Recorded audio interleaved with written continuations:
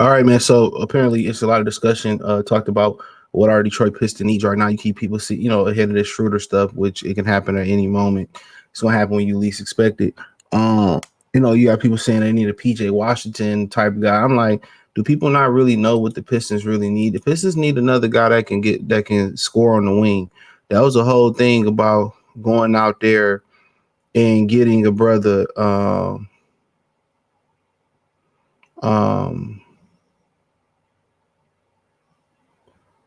that's the whole point for going out there and wanting Devin Booker. It was his ability to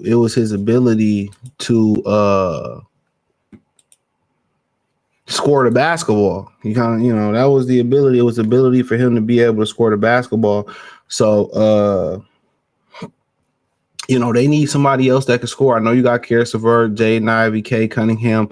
When you look down the stretch of them Knicks game, it was the inability for somebody else to be able to get the bucket. Now they gave the ball to Schroeder, and Schroeder was able to create some offense for himself. That's really not his game, and other people. But it was their inability. It was their inability to be able to get a bucket. Somebody you can get a ball to where they honing in on K and they can create and they got to play one-on-one. That's what they missing. When you talking about a guy like PJ Washington, I kind of really don't understand the hate for Tobias Harris. The defense without Tobias Harris isn't that potent. It's not as good. One of the reasons they cleaned up defensively is just not because you get a healthy Asar Thompson. He was here the season before that. It's not just because K locked in or just because Duran woke up. Because even before Duran woke up in the middle of the season last year, they was defended at a very good level. What happened was they got a guy like Isaiah Stewart to stop trying to guard a perimeter player. Like the power forward is the new small forward in today's NBA. So that's what they figured out. They figured out that, we need to be able to defend the forward position and be able to get some shooting out of it. That's all you want, to defend and shoot. Now, the whole thing with PJ Washington, people see it as an upgrade from Tobias Harris. He's younger. He's a great defensive player. He can, shoot it just as well as Tobias, I feel, just from a naked, point of view, just, kind of thinking like just off of without the research, but we can look it up because we have the computer. And in my humble opinion, right now that's not the priority.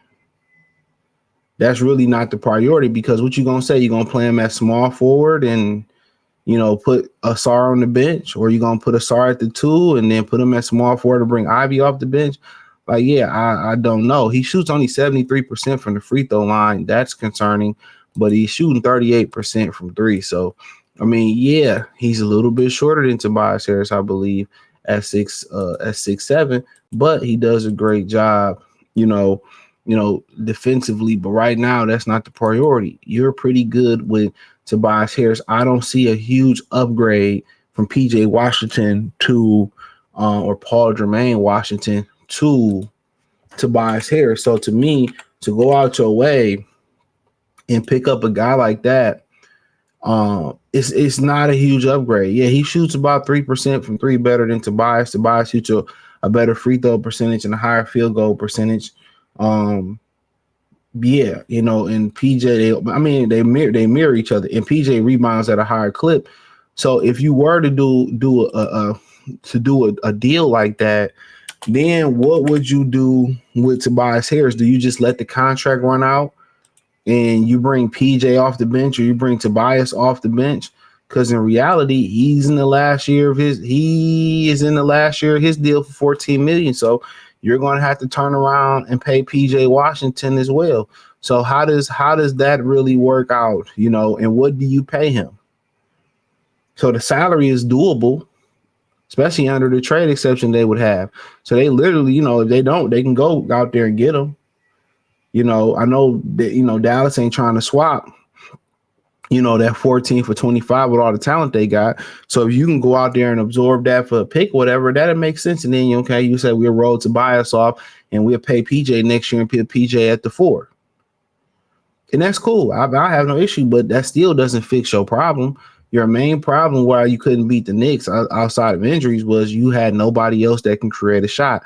And just having Ivy and Karis LeVert, which both, Karis is a little bit injury prone, and then Ivy is a guy, in my opinion, who, is coming off injury. So now the true question is, where do we go from here? Now, where do we go now? I would say Malik Monk is another great power push off the bench. Now you got LeVert and Monk coming off your bench.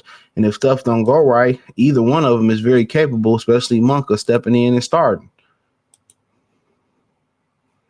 And he on the contract for the next 2 years. So if it don't work, you ain't really married to him. You ain't married to the game. So in my opinion, that's starting to really okay, cool. That's starting to make a lot of sense. You need scores. Now, if you want to make a move for Paul Jermaine Washington Jr., go right fucking ahead.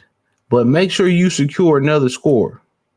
That way, down the stretch, you may have a lineup with Monk, Cade, Ivy. You know what I'm saying? Monk, Cade, and Karras and Ivy. You might have that lineup. Now they really can't fuck with you because they really can't mess with you because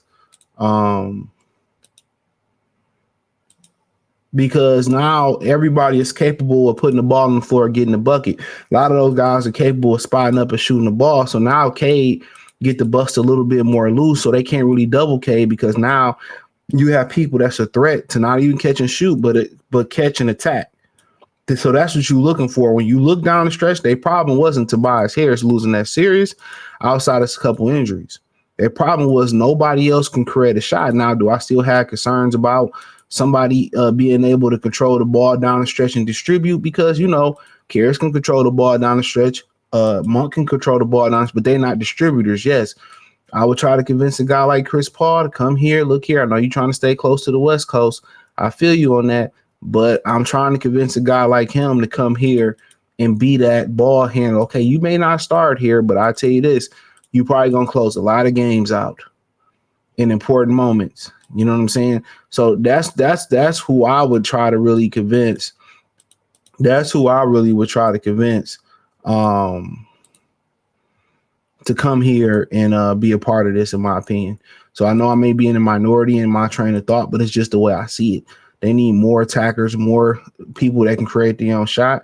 And if I can then come in there and find a guy like Chris Paul or Brogdon that can come in and play critical minutes, you may not play 25, 35, 40 minutes, but, come down the stretch, especially critical playoff games, and Chris Paul says it'll be his last season. It's going to be very important. And I feel like that'd be the only thing missing. I feel like they do need a stretch five as well, too. They can shoot it. You hear some Vujovic rumors, which I'll address at another day, another time. But hey, that's just my opinion on it. Let me know what you girls and guys think. Hit the link in the description. The link tree can take you everywhere I'm producing content at, from X, Instagram, Spotify, Anchor, Cash App, Venmo, PayPal. Appreciate the love, support. Check out Detroit Pistons Talk playlist. Peace.